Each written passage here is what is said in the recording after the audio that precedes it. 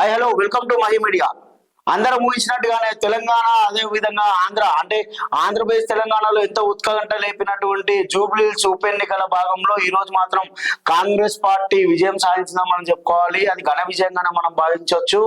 దాదాపు 10 రౌండ్లు ఉండగా 10 రౌండ్లో ఎక్కడ కూడా ఒక్క చోట కూడా బీఆర్ఎస్ పార్టీ కానీ అదే విధంగా బీజేపీ కానీ ఒక్క దగ్గర కూడా లీడ్ రాలేకపోయింది. ఎందుకంటే అటు కాంగ్రెస్ పార్టీ ఇటు బీఆర్ఎస్ మధ్య పోటీ ఉంటుందని కూడా మనం అందరం అనుకున్నాం. అందులో భాగంగానే ఇంతకుముందు వచ్చినటువంటి ఏవైతే ఎగ్జిట్ పోల్స్ ఉన్నాయో ఎగ్జిట్ పోల్స్ కూడా కాంగ్రెస్ పార్టీ గెలుస్తున్నట్టు కూడా అందరు చెప్పడం జరిగింది. మనం దాని గురించి డీటెయిల్స్ కనుక ఇప్పుడు చూసినట్లయితే మొదటి రౌండ్ లో మాత్రం ఓన్లీ 62 ఓట్ల మెజార్టీతో మాత్రమే కాంగ్రెస్ పార్టీ నవీన్ కుమార్ యాదవ్ ఉండే. దాని తర్వాత అట్లా మనం చూసుకున్నట్లయితే దాదాపు 4వ రౌండ్కి వచ్చేసరికి దాదాపు 9,435,000 ఓట్ల మెజార్టీకి వచ్చారు. అంటే మొత్తం 10 రౌండ్లలో 4వ రౌండ్లో మాత్రమే చాలా భారీ మెజార్టీకి వచ్చారు. కానీ అదే విధంగా 5వ రౌండ్కి వచ్చేసరికి 3,178 ఓట్ల మెజార్టీకి వచ్చారు. అంటే అక్కడ మాత్రం బీఆర్ఎస్ పార్టీ గట్టిగా పోటీ ఇచ్చిందని మనం చెప్పుకోవాలి. అదే విధంగా 5వ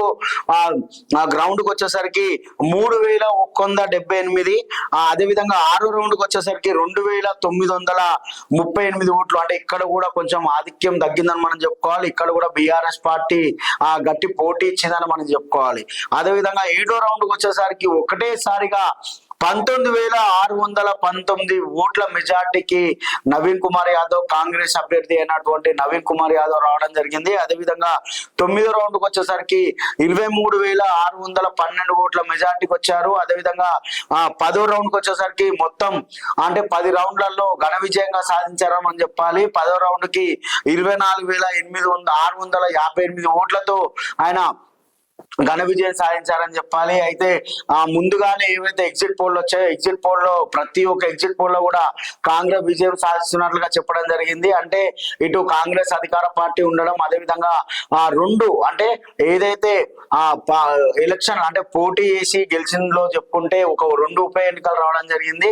కంటోన్మెంట్ లో శ్రీ గణేష్ గెలవడం, అదేవిధంగా జూబ్లీహిల్స్ లో నవీన్ కుమార్ యాదవ్ గెలవడం కూడా జరిగింది. అంటే ఇటు పార్టీకి సంబంధించి జిహెచ్ఎంసీలో ఒక్క సీటు కూడా సాధారణ ఎన్నికల్లో గెలవని కాంగ్రెస్ పార్టీ ఇప్పుడు మాత్రం ఒక 2 సీట్లను మాత్రం కైవసం చేసుకుందని మనం చెప్పుకోవాలి. ముందుగా అందరం ఊహించినట్టుగానే కాంగ్రెస్ పార్టీ ఈ రోజు ఘన విజయం సాధించింది. కాంగ్రెస్ జెండాను రెపరెపల ఆడించిందని మనం చెప్పుకోవాలి. అయితే దీని గురించి మాట్లాడుకున్నట్లయితే ఇటు రేవంత్ రెడ్డి కూడా 7 డివిజన్లు ఏవైతే ఉన్నాయో ఆ 7 డివిజన్లలో కూడా ఆయన వచ్చి ప్రచారం చేయడం జరిగింది. ఆ ప్రచారాలు దాదాపు 4 రోజుల వరకు కూడా కాంగ్రెస్ పార్టీలోనే ఆయన కూడా ప్రచారం చేశారు. అంటే కాంగ్రెస్ అభ్యర్థికి సపోర్ట్ గా ఆయన కూడా రావడం, అదేవిధంగా కొందరు మినిస్టర్లు కూడా మినిస్టర్లను కూడా ఇక్కడ వాళ్ళను కూడా ఉంచడం, వాళ్ళు కూడా ప్రచారం చేయడం, అదంతా కూడా కాంగ్రెస్ పార్టీకి కలిసి వచ్చిందని చెప్పుకోవాలి. అదేవిధంగా ఇటు మాత్రం బీఆర్ఎస్ పార్టీకి సంబంధించినటువంటి సునీత మాత్రం నేను గెలిచాను, నైతికంగా నేను గెలిచాను, వాళ్ళు రౌడీజంగా గెలిచారంటూ ఇటు సునీత కూడా మాట్లాడడం జరిగింది. కానీ ఏది ఏమైనా ఏం చూసుకున్నా కూడా కాంగ్రెస్ పార్టీ మాత్రం మనం గెలిచిందనే చెప్పుకోవాలి, ఘన విజయం అనే చెప్పుకోవాలి. ఒక బీసీ క్యాండిడేట్ నించోబెట్టడం జూబ్లీహిల్స్ లో, అట్లాంటి జూబ్లీహిల్స్ లో అంటే అక్కడ ఆయన కాంగ్రెస్ పార్టీగా ఆయన గెలిచాడని మనం చెప్పుకోవడంలో ఎటువంటి సందేహం ఏర్పడ అవసరం లేదు. అయితే ముఖ్యంగా ఇటు కాంగ్రెస్ పార్టీ ఇటు బీఆర్ఎస్ పార్టీ మధ్యలోనే గట్టి పోటీ ఉంటుందని కూడా అందరు అనుకున్నారు. కానీ ఇక్కడ చూసుకున్నట్లయితే ఫస్ట్ రౌండ్ నుండి కూడా కాంగ్రెస్ అధికార పార్టీ అయినటువంటి కాంగ్రెస్ అభ్యర్థి మాత్రం నవీన్ కుమార్ యాదవ్ ప్రతి నుంచి అంటే ఫస్ట్ నుంచి కూడా 10th వరకు కూడా లీడ్ లో ఆయనే కొనసాగారు. కొన్ని చోట్ల మాత్రం బీఆర్ఎస్ పార్టీ గట్టి పోటీ ఇచ్చినా కూడా కొన్ని ఏవైతే రౌండ్స్ ఉన్నాయో రౌండ్స్ లలో కొన్ని చోట్ల కాంగ్రెస్ పార్టీ ముందుగానే లీడ్ తీసుకోవడం వల్ల అక్కడ కొంచెం సానుకూలంగా కాంగ్రెస్ పార్టీకి అయిందని మనం చెప్పుకోవాలి.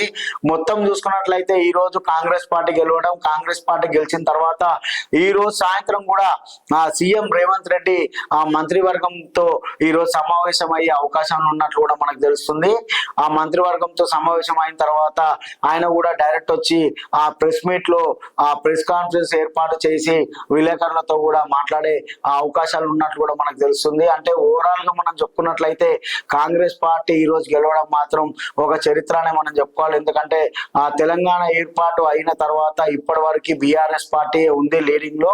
అంటే ముందు గోపీనాథ్ ఎవరైతే చనిపోయారో ఆ గోపీనాథ్ ముందు టీడీపీలో గెలిచిన తర్వాత ఆయన బీఆర్ఎస్ పార్టీలో జాయిన్ అవ్వడం జరిగింది. బీఆర్ఎస్ లో జాయిన్ అయిన తర్వాత కూడా 2 సార్లు గెలిచారు. ఆ 2 సార్లు అంటే ఓవరాల్ గా 3 సార్లు గెలవడం జరిగింది.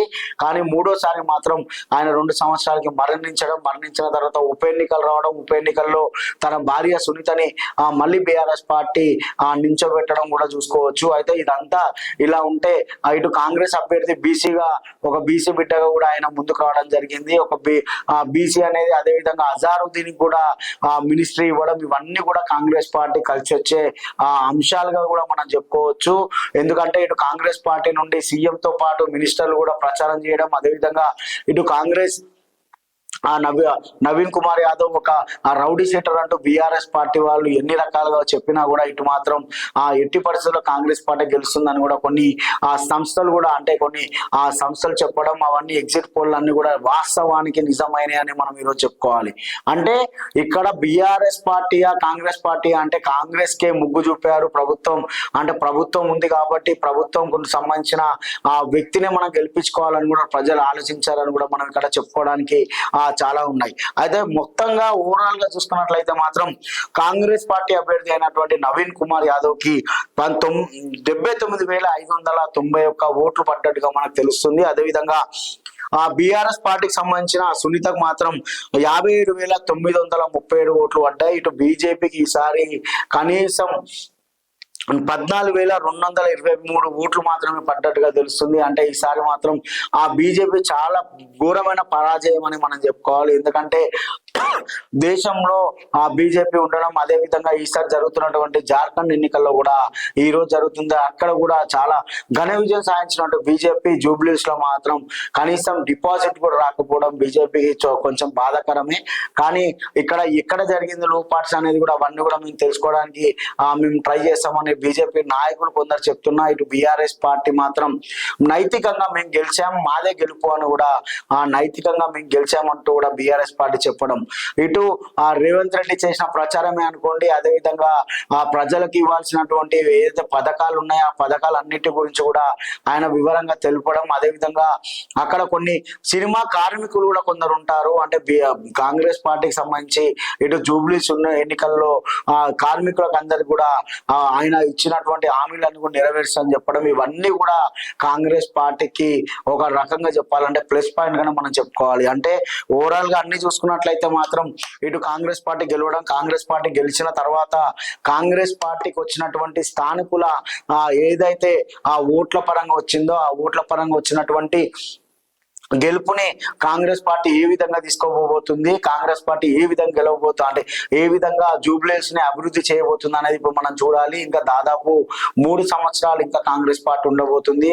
ఆ కాంగ్రెస్ పార్టీలో ఇప్పుడు గెలిచినటువంటి నవీన్ కుమార్ యాదవ్ కి మహీ మీడియా తరఫున కృతజ్ఞతలు తెలియజేస్తూ అదే విధంగా తనకి మహీ మీడియా తరఫున ఆయనకి వెల్కమ్ చెప్తూ మళ్ళీ శాసనసభకు వెళ్తున్న ఒక యూత్ ఐకాన్ గా మనం ఆయన తీసుకోవాలి. ఒక యూత్ ఐకాన్ గా ఆయన వెళ్ళబోతున్నాడు కాబట్టి కంగ్రాచులేషన్స్ మహీ మీడియా తరఫున తెలుపుతూ మరిన్ని అప్డేట్ లో మళ్ళీ కలవబోతున్నాం. Thank you.